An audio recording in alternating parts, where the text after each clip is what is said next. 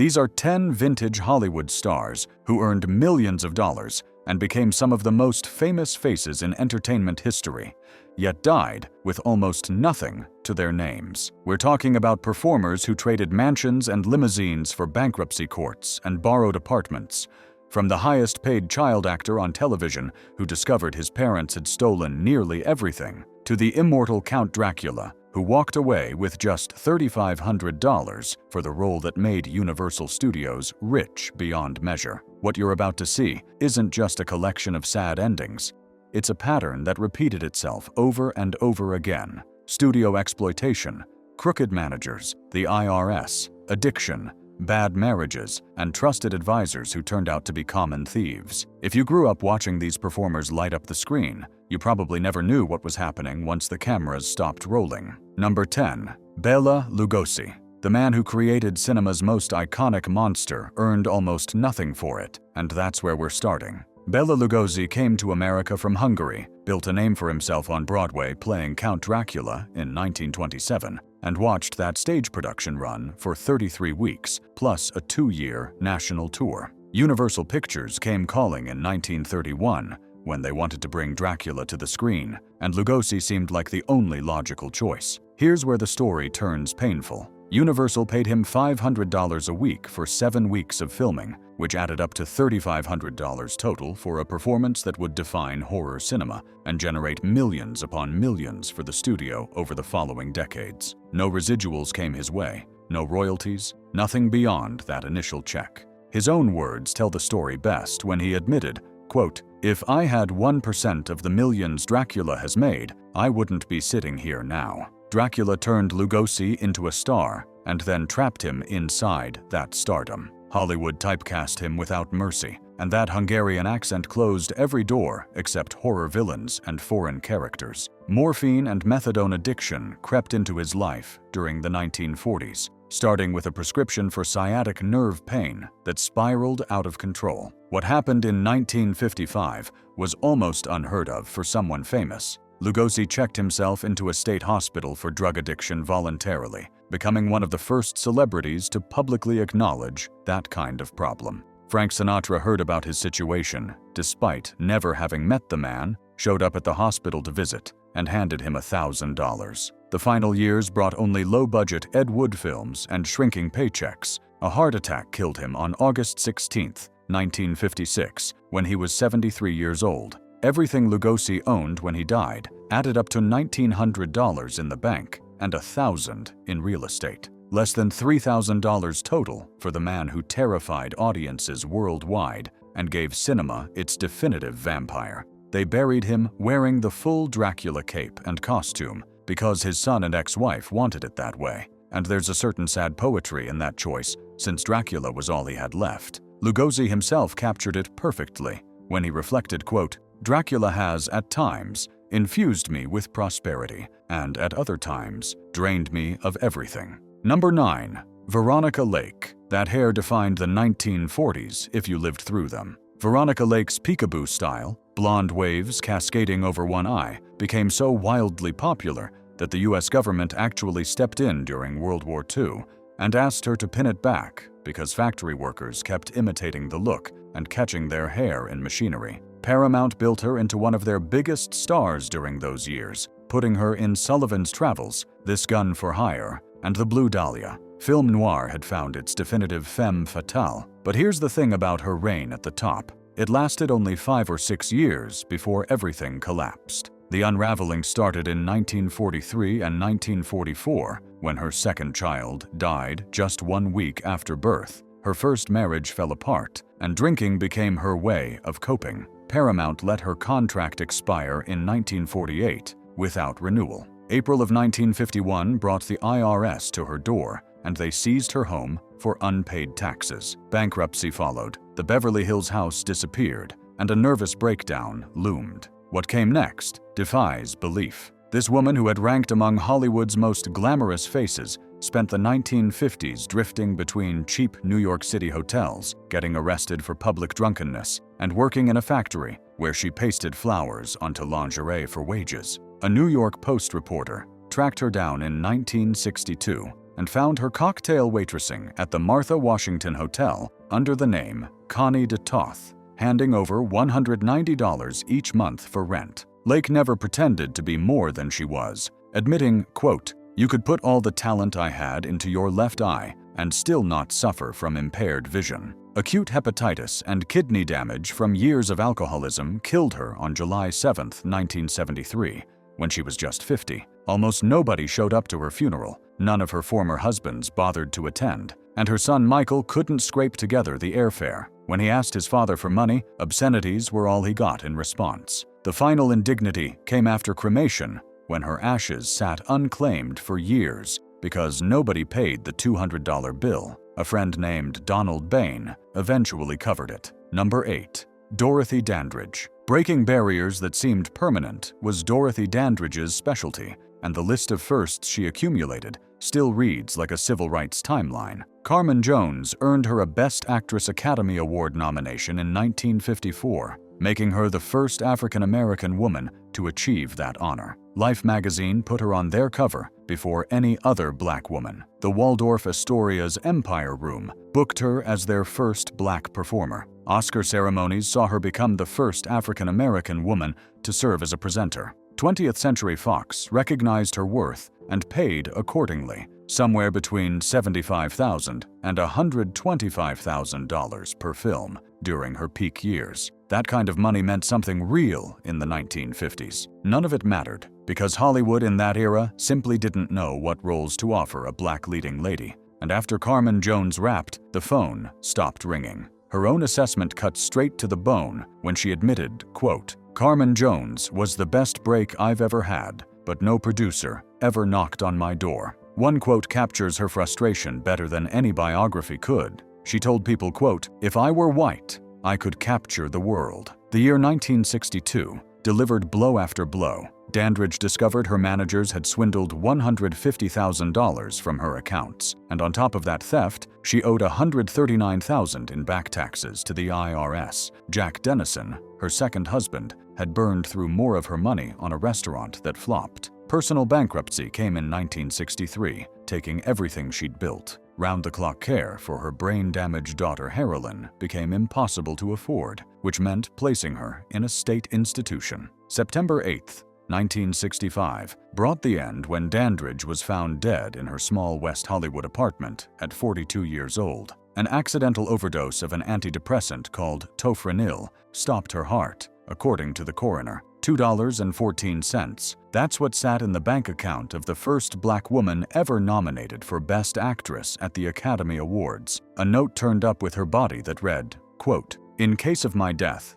whoever discovers it, don't remove anything I have on, scarf, gown, or underwear. Cremate me right away." Halle Berry remembered her when accepting the Best Actress Oscar in 2002 as the first African-American woman to win, dedicating the award to Dorothy Dandridge's memory. Number 7. Frances Farmer. Hollywood expected Frances Farmer to become the next great star when she arrived in the mid-1930s. Columnist Luella Parsons predicted she would eclipse Garbo, and director Howard Hawks declared that she possessed more talent than anyone he'd ever worked with. Come and Get It showcased her abilities. The Toast of New York paired her with Cary Grant, and Broadway's Golden Boy became the group theater's biggest financial hit with a 248-performance run. Everything pointed toward lasting stardom. Playing the Hollywood game held no interest for Frances Farmer, and that's where the trouble began. Studio executives found her outspoken and difficult, which led to the Theater Guild slapping her with a $1,500 fine for unprofessionalism in 1940. The spiral accelerated from there. Paramount suspended her contract following a drunk driving arrest in 1942, and what followed devastated everything she'd built. Western State Hospital held Frances Farmer for 7 to 8 years, starting in 1943. Diagnosed with paranoid schizophrenia, every trace of her career burned away during that institutionalization, and when release finally came in the 1950s, she took work sorting laundry at the Olympic Hotel in Seattle, the same Olympic Hotel that had hosted her premiere celebration back in 1936, now employed her to handle dirty linens. Television offered a brief chance at resurrection in the 1960s through a local show called Frances Farmer Presents. but erratic behavior got her fired twice. A cosmetics business she'd invested in collapsed in 1969 when the owners embezzled everything, wiping out her remaining money. Esophageal cancer ended her life on August 1, 1970, at age 56. Almost nothing remained in her accounts, and she spent her final days in a rented Indianapolis farmhouse. Looking back in 1957, she offered this assessment, quote, "I blame nobody for my fall. I had to face agonizing decisions when I was younger. The decisions broke me." Number 6. Louise Brooks. Film history treats Louise Brooks as more important now than audiences did during her actual career. Pandora's Box and Diary of a Lost Girl, the German films she made with director G.W. Pabst, rank among silent cinema's masterpieces according to modern critics. Henri Langlois, who founded the French Cinémathèque, famously proclaimed, quote, "There is no Garbo, there is no Dietrich, there is only Louise Brooks." None of that praise paid her bills, because in 1929, at the height of her popularity, Brooks walked away from Paramount Pictures after they refused her a raise and headed to Germany to work. Sound films arrived while she was overseas. The studio demanded she return to record dialogue, and she refused. Unofficial blacklisting followed. The Public Enemy came her way in 1931 with an offer for the female lead, but she turned it down. Jean Harlow took the part instead and became a major star overnight.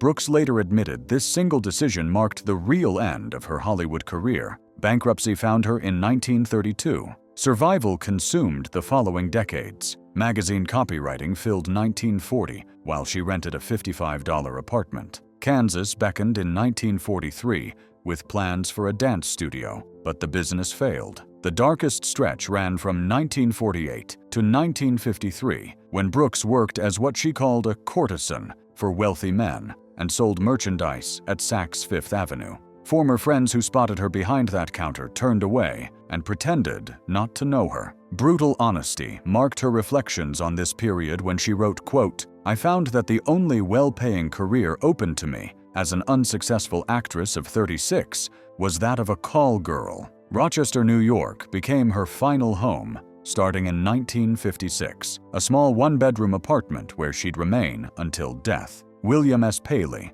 founder of CBS and a former lover, sent monthly checks that kept her alive. That stipend, she admitted, prevented her from committing suicide. G.W. Pabst had warned her back in 1929 that her attitude would land her in dire poverty and that rich American friends would vanish once her career stalled. Every prediction came true. Nearly 30 years passed in that Rochester apartment before a heart attack ended her life on August 8, 1985, at 78 years old. Her final decades depended entirely on money from a man she'd been involved with half a century earlier. Number 5. Judy Garland. No collection of these stories feels complete without Judy Garland, and her tragedy cuts deeper than the others because the machinery that destroyed her started grinding when she was still a child. Frances Ethel Gum came into the world in 1922, signed with MGM at 13, and transformed into Dorothy of Oz by 17 in one of cinema's most beloved films. Audiences filling those theater seats never knew what happened behind the scenes. MGM pumped her full of pills, amphetamines to power through 18-hour shooting days, and barbiturates to bring her down enough to sleep. Teenage Judy Garland became an addict because the studio that employed her manufactured that addiction. Her own description of those years chills the blood. Quote, "They had us working days and nights on end. They'd give us pep-up pills to keep us on our feet long after we were exhausted. Then they'd take us to the studio hospital and knock us cold with sleeping pills. Then after 4 hours, they'd wake us up and give us the pep-up pills again, so we could work another 72 hours in a row." The money proved just as exploitative. $500 a week landed in her pocket for The Wizard of Oz, while male co-stars collected $3,000. Total payment for Dorothy came to about $9,600. Stardom arrived anyway and grew into something enormous. Vegas paid her $55,000 a week by 1956, making her the highest-earning entertainer alive. A television deal in the early 1960s carried a $24 million price tag. Approximately $10 million flowed to Judy Garland across her lifetime, something like $100 million in today's money. Where it all went tells the real story. Taxes from 1951 and 1952 never got paid, creating debt that compounded relentlessly. Agents Freddie Fields and David Begelman helped themselves to significant chunks through embezzlement. 5 marriages meant 5 expensive divorces. IRS seizures started hitting her earnings by 1967, grabbing most of the $200,000 from a Palace Theater run. Selling the Brentwood home below market value became necessary just to stay afloat. London saw her final days before a fatal overdose on June 22, 1969, when she was 47. The coroner called it incautious self-overdosage of barbiturates. Reports put her weight at less than 70 pounds. $40,000 in liquid assets sat against roughly $4 million in debt, including $500,000 owed to the IRS alone. 22,000 mourners lined up to pay respects at her funeral, and Frank Sinatra reportedly covered the expenses. She once posed this question, quote, "Do you know how difficult it is to be Judy Garland, and for me to live with me?" Daughter Liza Minnelli spent years working to clear the estate's debts after her mother's death. Number 4. Red Fox. Television audiences across America knew Red Fox throughout the 1970s as Fred Sanford, the cantankerous junk dealer on Sanford and Son. 6 seasons produced 135 episodes, and at the peak of that success, $25,000 arrived for each episode, along with 25% of producers' net profits. Annual income touched $4 million. Expensive tastes and 4 marriages ate through that money faster than it came in. Divorce number 1 in 1974 cost $10,000 monthly in support, plus $150,000 in legal fees, while the 1981 split from wife number 3 required a $300,000 settlement. Chapter 11 bankruptcy paperwork landed on a judge's desk in 1983.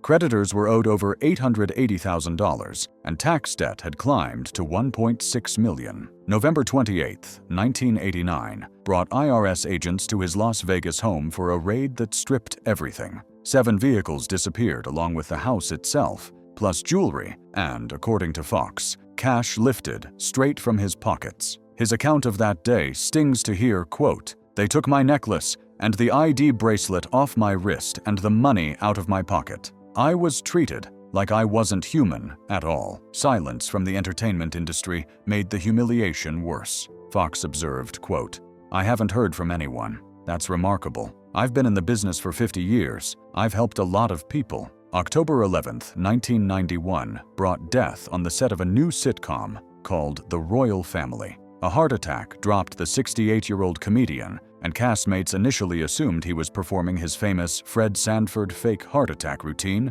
before realizing the truth. Red Fox didn't leave behind nothing when he died. He left behind less than nothing. Negative $3.5 million represented his net worth. Eddie Murphy wrote the check for the funeral and headstone. Murphy explained it simply, quote, "I buried Red Fox. I literally had to bury Red Fox. I had to physically pay for his funeral." Number 3. Sammy Davis Jr.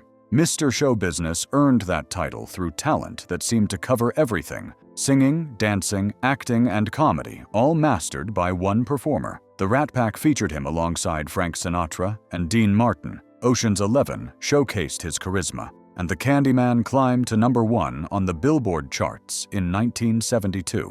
Nearly 6 decades of performing started when Sammy Davis Jr. was just 4 years old and generated approximately $50 million in career earnings. $15 million in debt waited at the end of that road. Understanding how that happens starts with 1972, when the IRS eliminated certain tax shelters Davis had relied upon. Financial pressure became constant from that point forward. Bad investments accelerated the bleeding, including $350,000 dumped into an oil and gas venture that produced nothing, and money thrown at the DeLorean car company. Throat cancer was killing him in 1990, while IRS agents wandered through his home, cataloging possessions for seizure. Final words to his wife, Alta Weiss, captured the devastation, quote, "They took everything from us, everything. There's nothing left here but my name." May 16, 1990, marked the end at 64 years old. 5.2 million owed to the IRS had ballooned to 7 million with penalties added, pushing total debt to around 15 million.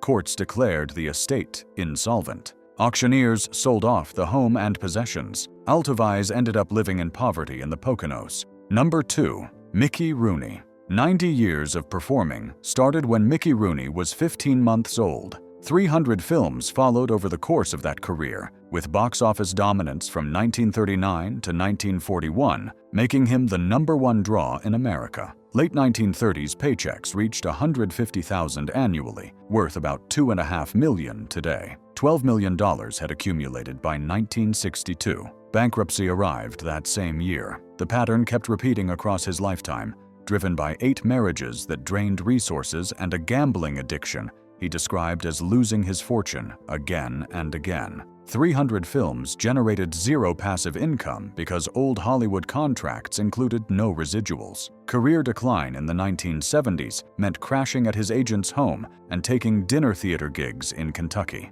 Bankruptcy paperwork got filed again in 1996. The final chapter of Mickey Rooney's life stands as the most disturbing of all. 90 years old in 2011, he testified before the United States Senate about elder abuse. His testimony described the exploitation, quote, "My money was taken and misused. When I asked for information, I was told that I couldn't have any of my own information. I was literally left powerless." Stepson Christopher Eber faced accusations of siphoning earnings to fund what court documents called a lavish lifestyle. $804,000 in income flowed to Rooney during 2004 and 2005, yet somehow he remained broke while Eber drove 2 Mercedes and a Porsche. A $2.9 million settlement against the stepson came through in 2013, but judges ruled it unenforceable and uncollectible. Not a penny ever arrived. April 6,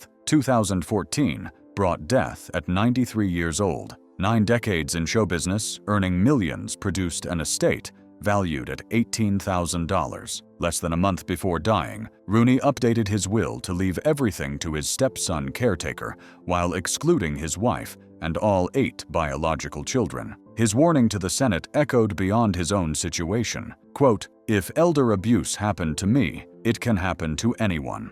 Number 1. Gary Coleman. 8 years old and already a television star, Gary Coleman launched Different Strokes in 1978 and turned "What you talkin' about, Willis?" into a national catchphrase. Paychecks grew to $100,000 per episode by the time the show ended its run. $18 million in total earnings made Gary Coleman the highest-paid child actor on television. Legal control of his finances arrived at 18 in 1986, and that's when he discovered the trust fund contained just $220,000. Roughly 70% of everything he'd earned had vanished into his parents' pockets. A $3.8 million lawsuit against them followed in 1989. Settlement came in 1993 for $1.28 million. Financial recovery never happened because a congenital kidney condition that stunted his growth demanded constant attention. Dialysis appointments filled 3 days every week. 2 kidney transplants failed. $200,000 evaporated into a failed arcade business in 1995. Reporters in 1998 found the former child star working mall security. Bankruptcy in 1999 led to something called a Save Me auction, where possessions went to bidders, including what got described as a tiny pimp suit. Eviction came in 2001. The 2003 California governor recall election saw him collect over 14,000 votes. May 28, 2010 ended everything when a brain hemorrhage following a fall downstairs killed Gary Coleman at 42. $75,000 represented his net worth at death. One final detail makes the ending even sadder. No funeral ever took place for Gary Coleman because disputes between his ex-wife and ex-girlfriend over the estate prevented it. His own words from earlier years carried a weight that only makes sense now, quote, "I would not give my first 15 years to my worst enemy." Common threads run through every one of these stories once you step back and look at them together. Studio exploitation paid these performers fractions of what they generated. Crooked managers and advisors robbed the people who trusted them most. The IRS pursued people who never learned to handle money. Addiction took hold, often manufactured by the same studios that signed the contracts. Marriage after marriage piled up, each divorce more expensive than the last. Bela Lugosi generated millions for Universal and died owning less than $3,000. Judy Garland pulled in $10 million and departed owing $4 million. Mickey Rooney worked 9 decades and left $18,000 behind. Dorothy Dandridge shattered barriers as the first Black woman nominated for Best Actress and finished with $2 in her account. Failure didn't cause these outcomes because these weren't people who failed. The system failed them. Old Hollywood built itself to squeeze maximum value from talent while returning as little as possible, with no residuals, no royalties, and no safety nets. Survival stories from this era usually involved someone forcing the star to save. Clara Bow's manager demanded she invest half her salary, which kept her from ending up broke. Buster Keaton actually climbed back from bankruptcy and died worth about $1 million because his third wife handled the finances properly. Money only tells part of this story. Fame can vanish. Fortune can disappear. People closest to you can betray everything. Systems built to celebrate talent are often designed to exploit it instead. If these performers meant something to you, if their work brought joy into your life, now you understand what that work cost them. Thanks for watching. If this video connected with you, subscribing helps us make more content like this.